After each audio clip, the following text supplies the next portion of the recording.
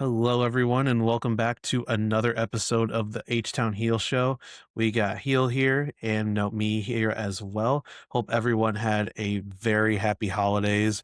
Everyone had a Merry Christmas with their friends, family, and loved ones. And we hope that everyone has a very happy New Year as we head into 2026 for our first full year of covering the Astros and other Houston sports.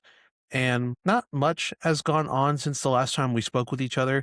We did make one trade, and that was the three-team trade that went down between the Pittsburgh Pirates, the Tampa Bay Rays, and our Houston Astros. So the Astros are receiving starting pitcher Mike Burrows from the Pittsburgh Pirates. The Pirates are receiving Brandon Lau and Jake Mangum from the Rays, and the Rays are acquiring Astros prospects Anderson Brito and Jacob Melton. So when we look at what we gave up, Anderson Brito and Jacob Melton, some people, they are two of our top prospects. And Anderson Brito, he did really good in the fall league, had a very good season down in the minors. Jacob Melton, when he came up last year, he didn't really get off to the fastest of starts. He should flash some of his abilities with the glove and the bat a little, but once he went down, got hurt, Zach Cole came up. That kind of wrote the story because Zach Cole can pretty much do a lot of what Jacob Melton does, and I'm sure that's why the Astros were willing to give up Jacob Melton a little bit. What are your thoughts on what the Astros gave up for Mike Burrows? It doesn't shock me at all what they gave up, and I understand no matter who you trade for, there's gonna be basically anyone you trade for is gonna be overpriced. And Melton, he was a highly valued prospect in our system, someone that could even potentially start next season. And obviously, when you trade someone like the Rays, who are just really good at, developing these guys into really good players, if not potential consistent all stars with really good numbers. It kinda makes you wonder, if they saw the same thing that we saw in Milton, which was, a really good outfielder. Um, and not only that, but when I heard the trade, I part of me was kind of disappointed in the sense of, like, when I saw what the Pirates got and I saw what the Rays got, I wish we would have gotten more. Yes, I understand Burrow's numbers. They're actually really good. Yes, the name's not flashy. The name doesn't stick out when you put him next to a Hunter Brown or Christian Javier or anyone like that. And I understand, again, the numbers are there, but I don't know, something about it just like rubbed me the wrong way when we didn't get like at least one more player in that, especially when you realized the Pirates got like 4 or 5 or 6 players around that in that deal, and it does scare me to give up Melton. So does this mean the Astros got more in mind on what they want to do this offseason? I hope so, because when I look at Boros, I look at him as a potential 4 or 5 starter, somewhere around that.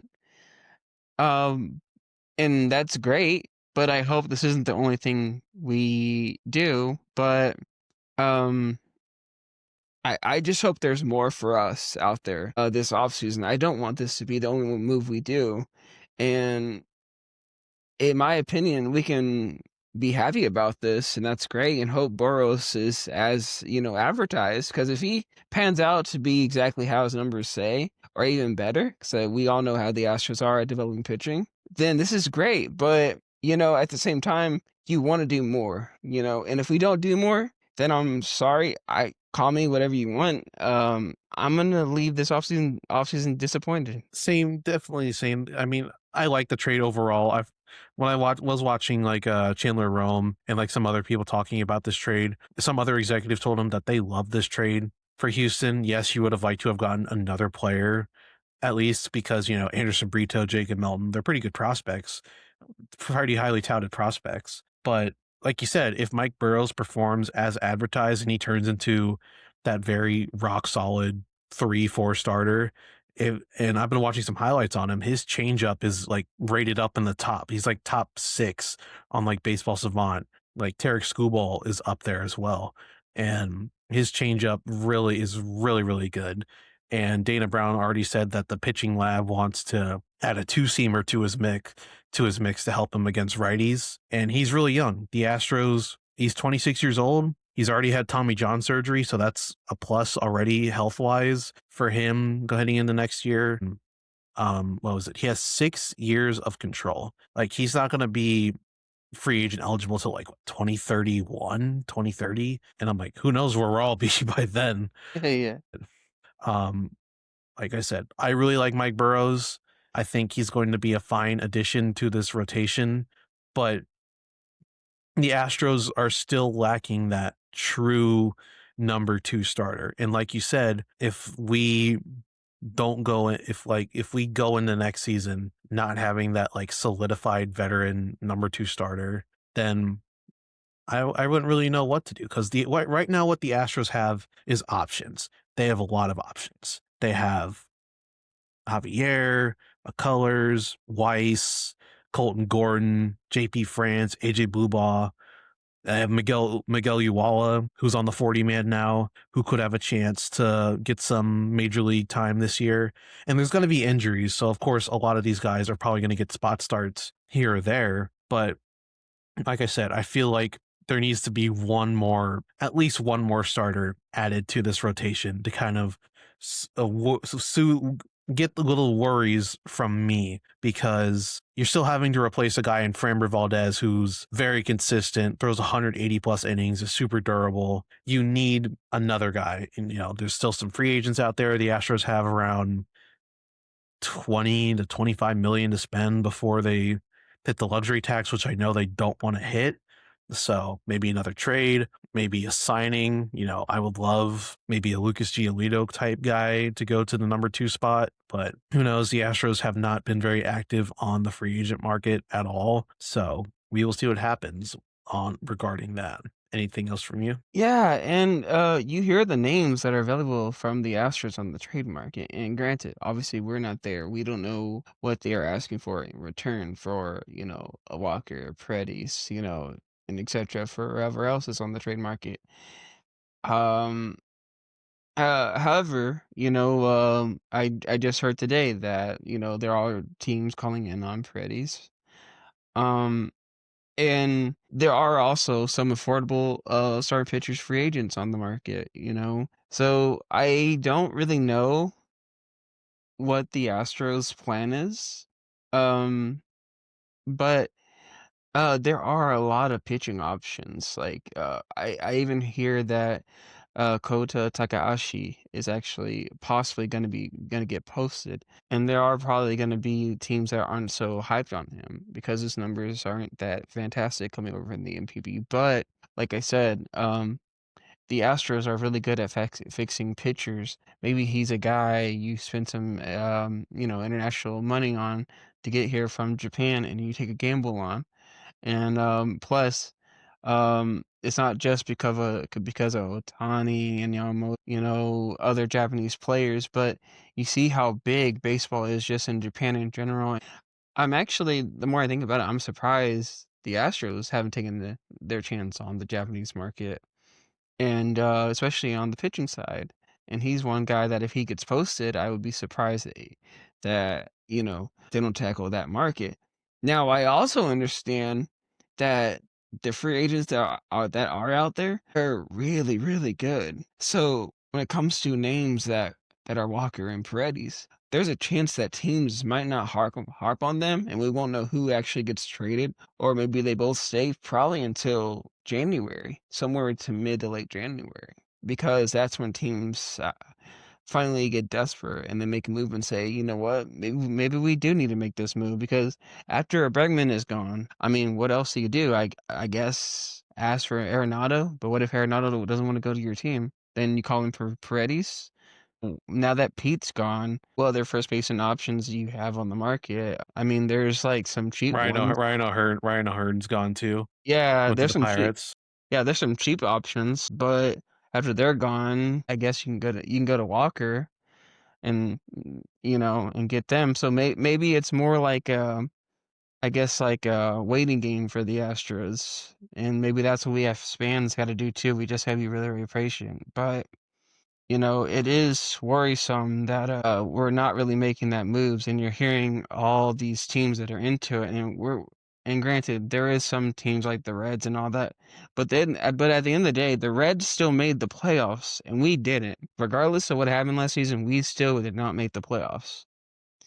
And you can't just sit back and let these contending teams, try to be aggressive in the offseason and get that player, get this player, and actually improve their team while you just, sit on your hands and do nothing. Not saying they aren't trying to do something, because obviously they are. They proved to us that they are, but you got to do something. Like we said on the last show, the the the mentality in Houston has changed, and that's what you got to do. You got to keep doing it. Win, win, and win. And on top of that, you got teams now in the AL West that want to win and are now hungry because they have gotten a taste of it. The Mariners got a taste of what it's like to make it far in the playoffs and actually put up a fight. You now got the best catcher to worry about in your division in Cal Riley.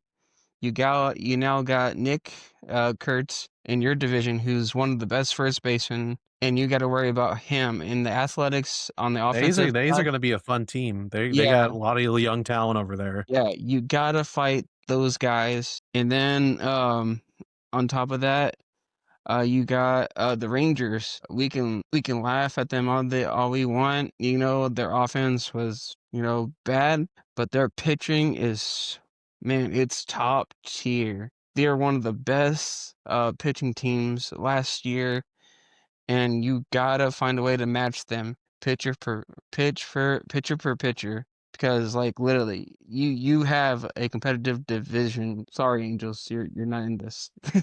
But, yeah, that's why I didn't mention you in case the Angels are wondering.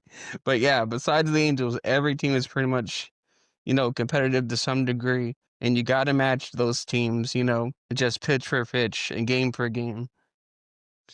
Yeah, uh man, it's going to be interesting next year. Rangers, like you said, they got really solid pitching. Funny enough, they hired. I know a lot of us Astros fans wanted him gone, but the Alex Cintron and Troy Snicker at the end of the year, Rangers went out and hired Alex Snicker, or no, not Alex Cintron as their hitting coach. So that's kind of funny right there. And watch the Rangers offense go like nuts next year, and we're all going to be proven wrong that it wasn't Alex Cintron's fault for all our offensive struggles. That's going to be funny. Um, the A's, like you said, really young, fun, up and coming team. They just traded for Jeff McNeil to be a veteran leader there. They re-signed Tyler Soderstrom to a really team friendly deal for them.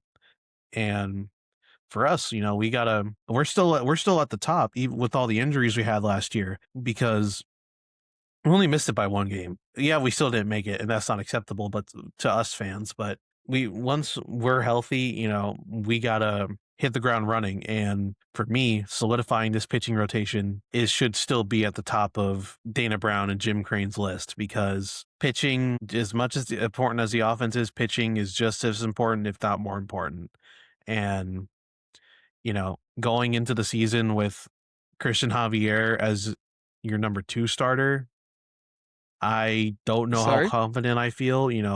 I'm really hoping that maybe the 2022 Christian Javier comes back, who was absolutely dominant, and we'll see from there. But I just think we need that number 2 starter, and I, also very excited to see what Mike Burrows does. Yeah, it does. And we just gotta have that winning mentality.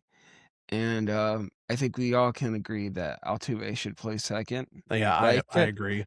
because like last season, it felt like, okay, I get it. You wanted to try Altuve and left, and that's fine. But that was also kind of I guess you say, a red flag on like how the season was gonna go. Like I myself, was kind of a defender of like, okay, this Altuve experiment, it might pay off, but then if we were being real with ourselves, the guy was like how old again last season? 34, 35, and you're Yeah, trying. somewhere around. Yeah, it would have been one thing if like Altuve was like I don't know, 24, 25, and you're like, okay, let's see how you do in left field or whatever. But it's like he's too old at that point. It's like just let him stay at second and then just try to get a left fielder. But like let's try to, take things more seriously and we do have a left fielder, but and that's good now, but let's get the ball running, where the Astros are kind of loud. Our job is to beat up on, competitive teams and, play down the competition and actually, do something once we get into the playoffs. Uh, Man, but it's I don't really know who our left fielder is like penciled in because a lot of people are predicting and like Fangraphs and other media outlets are predicting Yordan Alvarez as the opening day left fielder. Zach, And Zach Cole? I mean, if the Astros are going to trade Jake Myers, then it's probably going to be Zach Cole in center, either Jesus Sanchez or Cam Smith in right, and someone in left. And I'm okay with Yordan playing left field at home, because a funny thing enough, his stats went up a lot when he actually played the field. It's kind of like when Yainer Diaz DH versus catched. He was a lot better behind hitting when he hit behind the plate versus being a DH. So I'm not too concerned with the injury aspect of him playing in the outfield because most of his injuries came from being at the plate. I guess it's because your body gets used to constantly staying in motion. That would probably be my guess. Because ironically, I heard this in the YouTube video. Baseball is a different type of athleticism in terms of like it's like constant moving, then stop, constant moving, then stop. And as a person that loves to dance, I can dance like I don't know how many songs in a row and then not feel the tiredness. But once I stop for a while, I don't realize how tired I am until like I actually like fully stop. Then I'm like, oh wow, I can't believe I just danced like that, and then my body was like this tired.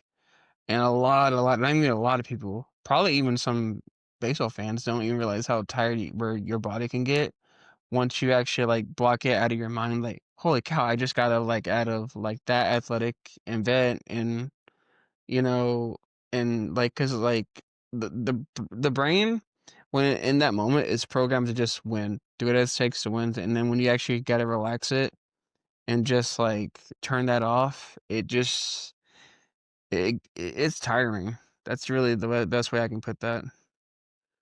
Like, it's just hard to Yeah, describe to a person I that's I never agree. played. Yeah, It's just hard to describe to a person that never had to deal with that kind of movement. kind of going back to the Altuve second base thing is when people say that, he can't play second base anymore. He can't. This dude, he was a Gold Glover. He's like they make it seem like he just like flat out cannot play the position anymore, and that he's absolutely unplayable. That's his natural position. Like he's not making errors on every single play. Like I am fine with him playing second base. He's not. He ultimately at the end of the day, he's going to do what's best for the team, and if that's playing time in left field, DHing, playing second base, he's going to do it, no questions asked. But I just don't think that he's like unplayable at second. Yeah, I hate that too. Like, I'll talk to a few friends and they'll be like, "Oh, Tuve's so bad at second base," and I'm like, "No." I'm like, granted, like I get it. He's not the best second baseman. Yeah, he's aging and blah blah blah, but like the dude's still really good. Like he actually makes like really difficult plays out the middle still. Like again, especially when he was younger, he was really really good. But again, it happens to everyone. They get older, they get worse. I don't know what you going like. Even as you can even tell by the way he swings the bat when he's up to the plate, he's gotten worse. Like it's sad to say, but we are getting to the end of Altuve's career. It's just the reality of it. But that is he bad? As a matter of fact, me and you could safely say it. Like, if this is the end of Altuve's prime, then I'll take Altuve out of his prime compared to a lot of second basemen. Yeah, a lot of people out of Yeah, their prime.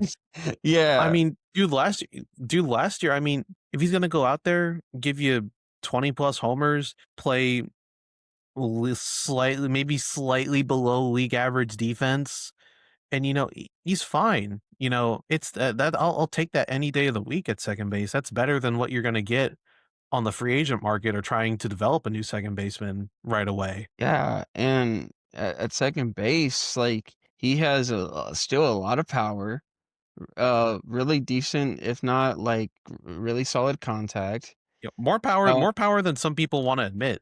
Dude's hitting like 20 plus 25 bombs a year recently. yeah. At the end of the day, he's a Hall of Famer. He's still putting up Hall of Fame stats. I mean, I don't know what you want from Altuve, and I'll be honest with you. I've said it too in like parties, like sports parties, like on PlayStation or whatnot. I was like, literally, if you can admit that Altuve is still a really good player, like you're just hating on him, right? And I don't know if it's because he's an Astro or whatever, but like, yeah, like the dude's really good. Yeah, I mean, he's like he was my favorite player, still one of my favorite players because he's what got me into it. Because you're like, Who's this short little dude playing for Houston? Because I was going to games back in 2013, and I'm like, I got to see prime Altuve playing then, only a couple years after he debuted. And he was such an inspiration to just all the kids around Houston. All the kids wanted to be Jose Altuve. If he can do it, you can do it with that type of mentality. I've met him many times through fan events and through just like I've been to spring training, met him a few times. He's just such a down to earth guy. And the fact that he gets so much hate is just insane. He's probably one of the nicest athletes I've met pro wise. Yeah, and he's one of the very few athletes, even if he does something really historic and big, he always says like, "Oh, I wouldn't be able to do it without my teammates." Like he always thinks his teammates. He never gives himself credit. I have Yeah. yet to hear interview after a game or something on YouTube, whatever, where he's like, "Oh, this happened because of me." It's always because, oh, my teammates or my coaches or whatever. Yeah, man, just such a down to earth, humble guy, man. Just you want you need a guy like him. He's not a leader by voice. He's not going to be the leader type that Carlos Correa is. He's more the lead by example type guy. Do what Altuve does, type deal. And I'm kind of glad. I think that might be one of the reasons why we wanted Carlos back is because we were kind of lacking that like vocal leader. Like once Alex Bregman left, and we needed to get like some more voices in there. That's kind of my Yeah, opinion. by no means am I calling Correa a bully. By no means. But I feel like you need the yin to the yang. You need the super nice guy like Altuve that you can go to for advice or anything. And then you need that guy like Correa that's not afraid to get in your face and be like, bro, what are you doing? Like, you got this. You're better than this. Now go do it. You know what I'm saying? Mhm. Yeah, you need, like, guys like that, and that's why I like Correa, and when we did lose Bregman, we were missing that guy. Now, was Bregman exactly like that? I don't know. But I'm glad Correa is like that. And honestly, I think he's gonna make the pitching a lot more better because of that, whenever you have a mound visit or something like that, like I'm glad we're gonna have that guy that goes up there and just says, "Hey, remember who you are. You're better than this. Now go get him." Okay? I'll always remember that when he did that to Framber in the 2020 ALCS. Yeah, like it's just awesome to have those two guys now in the locker room. It's so great, and we got them for literally nothing. We got them from literally not even Doritos. Like I don't even, We got yeah. him for literally nothing. We got him for like some like single like low A ball pitcher, and he's not even on the Twins anymore. They like cut him or something. Yeah, like it was awesome. And another thing is, one thing's for sure, man, we do need to talk about this. With the trade of Melton, do you think this means the Astros know who's going to play in the outfield, or are they going to get an outfielder? That's a good question because I was going to ask you this similar way. Do you think with the trade of Melton, do you think that this gives us more reason to keep Jake Myers on the team? No, I think he still gets traded, and that's because his value is really high, or at least higher than it's probably going to be. Because if Myers goes out and let's just say even if he doesn't have a complete bad season, but he has just a worse season compared to last season, rather it's offensively or defensively, then his trade value goes way down compared to this off season. So I think, especially if it's for pitching, you need to pull the trigger right now, because if you wait, I think that's a mistake, unless you really, really have something in mind that we just don't know. Yeah, we're not going to know anything until we see a tweet about it for sure. I mean, it's the holidays right now. It's pretty radio silent. There's not really been many moves on the general aspect, you know. There was the Tyler Soderstrom deal, which happened on Christmas Day. There was Zach Eflin re-signed with the Orioles. That happened like maybe an hour ago. And Munetaka Murakami did sign with the White Sox. I thought that was a good deal for the White Sox and for Murakami, because he gets, 2 years to not have faced much pressure with the White Sox and gets to kind of build his value if he ends up doing well over there. So not many moves happen, but we're like, once we get out of New Year's, we kind of inch closer to pitchers and catchers reporting. We're gonna see the moves start to pick up here, and then we'll know what the Astros' vision is for 2026. Yeah, like definitely. I think starting on the first week of January, we're gonna find out a lot more about where the Astros are headed. And not only that, Tetsuya Mai is definitely he's definitely going to be signed by the second. That's his deadline. And I was telling you off air that there's always a team that sneaks in last second. And depending on what his asking price is, do you think there's a chance that the Astros sneak in last second and say, you know what, let's just sign him? I would love that. He would be the perfect pencil in number 2 starter on this team. I would be ecstatic, but we really just gotta wait and see. Dana Brown and them said they're probably not going to do much, if anything at all, on the free agency part. They're not wanting to spend money because obviously at the trade deadline, if they do need to get a piece, they want to have probably some money left over to make a deal at the deadline if they need to. They still need to. There's probably the money's probably going to be a little less because they still have to negotiate contracts with the players who were tendered a contract so far, which I don't think has happened yet. I think the deadline for that is, I don't know when the deadline is for that, but it's probably not too far away. The But MI? no, the deadline for arbitration players to get their Oh, contract. yeah. I think signing MI for the Astros is a must, especially if the price is right. Now, if the price isn't right, then I don't blame the Astros for passing on him. So here's my thing with MI. Like we said before, he said he wanted to beat the Dodgers, and I think the signing with the Astros is a perfect place to do that. I think it's just a perfect match. I really do. Um, Astros, like we just said, needed pitching. They need the number two. He wants to be the Dodgers. The price is right. I think he should come here without a doubt.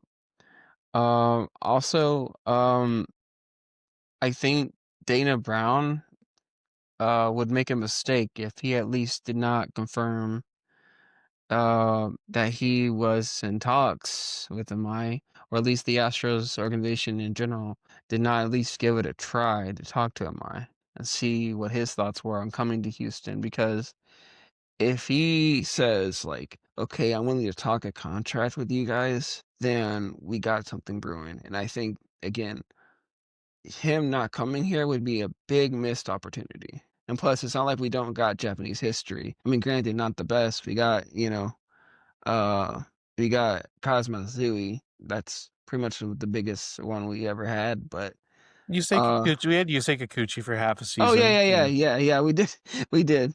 But Nori Aoki as well too. We oh had some fun yeah, we've had some fun yeah, Japanese guys, but they don't really stick around too long. yeah. That's why sometimes they can be forgettable. But without a doubt, my point is, if Imai signs and he does well here, he would be the biggest one we've ever signed. Yeah, yeah. So now we just gotta play the waiting game. It's a couple days till New Year's. After that, things are probably going to start picking up again. but probably going to wrap things up here. Just another quick little tidbit for all our Texans viewers, Texans fans out there. Texans clinch the at least the 7th seed in the playoffs. Started 0-3 start, and now we are 11-5. Just what a comeback! I mean, third straight year in the D'Amico Ryan, CJ Stroud era where they have made the playoffs. They haven't made it for past the divisional round yet, but we'll see what happens, man. I mean, the offense needs to get their what together because those first 2 drives are really great, but nothing after that. That's kind of been the story of all season is defense winning you all these close 1-score games. But nonetheless, they're in the playoffs after a horrendous start, and I mean, I'm super happy for playoff Texans football. Yeah, I will say this first. Let's get to the bad stuff first before I get to the good stuff.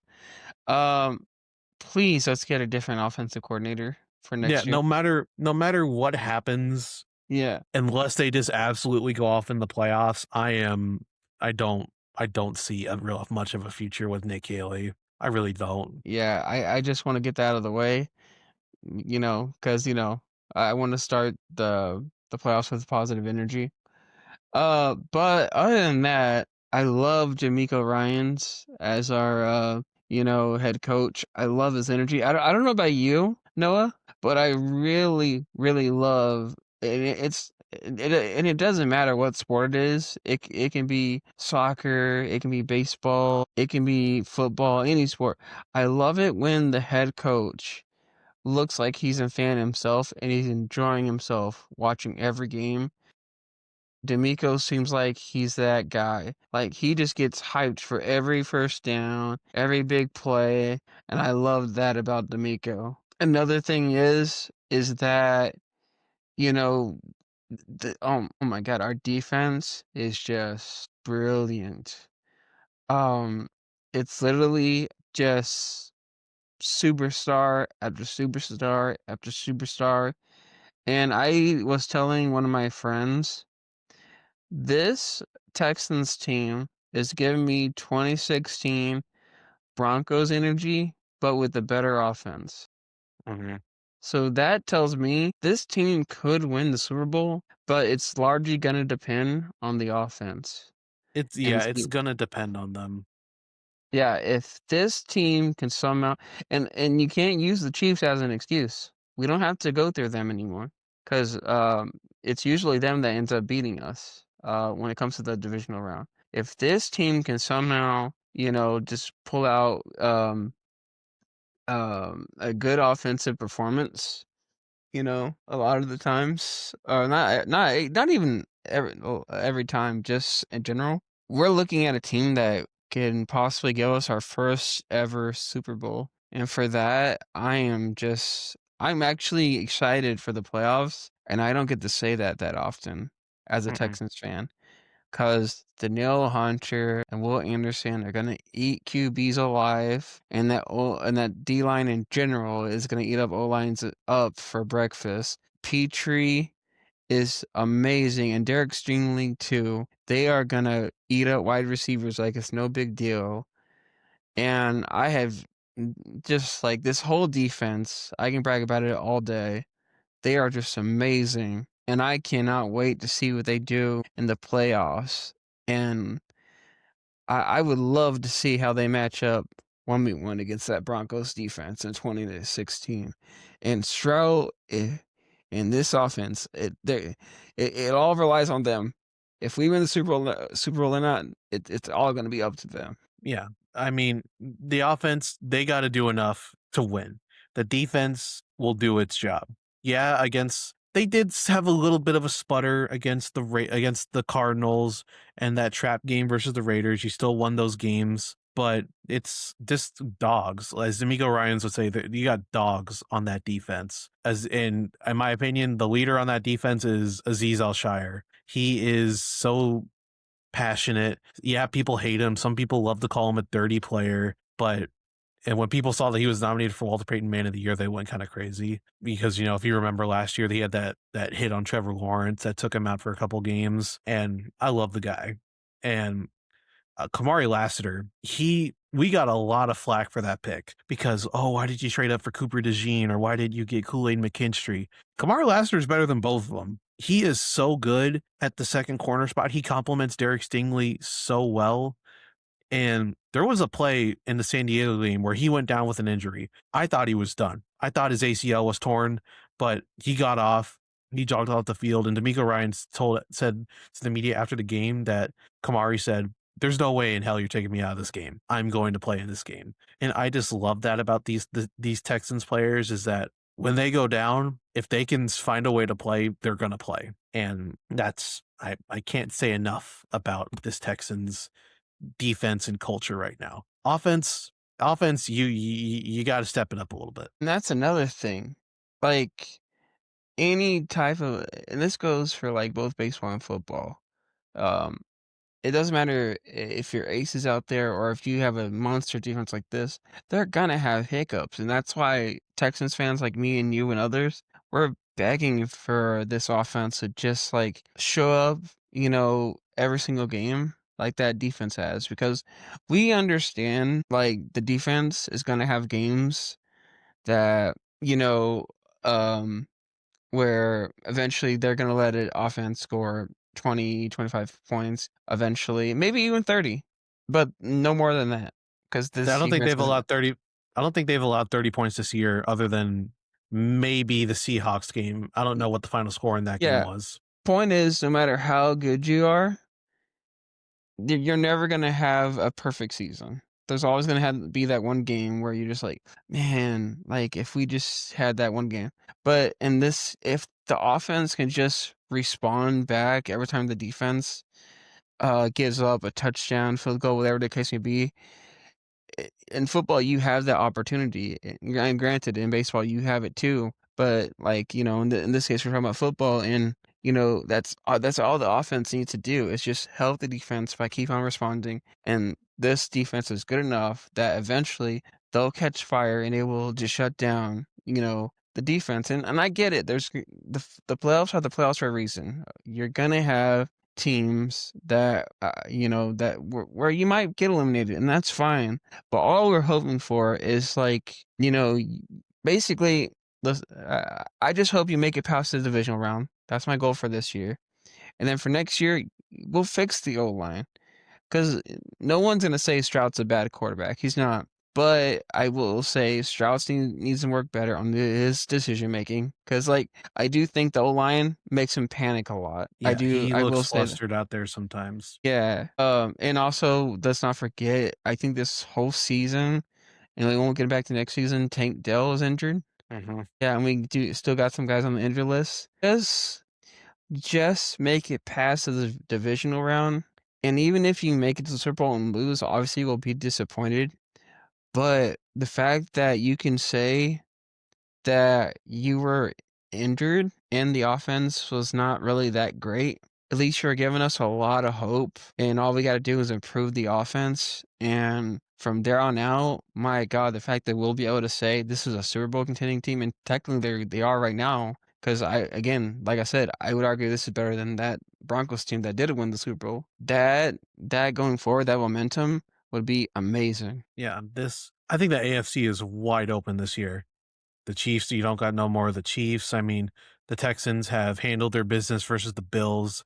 In the last 2 years, they have absolutely stomped over Josh Allen.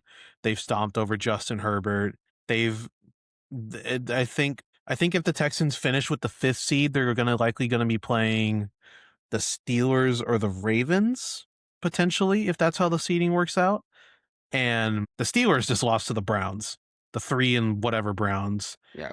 I mean, yeah, you can't underestimate opponents as terrible as they may be. You can't overlook opponents in the NFL because they could just randomly go off on you. But I think if there's any year for the Texans to try and make a Super Bowl run, even with all the flaws in the offense, it's this year. The defense is just that good. Yeah, against the Ravens or Steelers, we can stomp them, and I get it. Yeah, at the end of the day, they're in the playoffs for a reason, blah blah. But I'm confident if we got to play those two teams, I really am.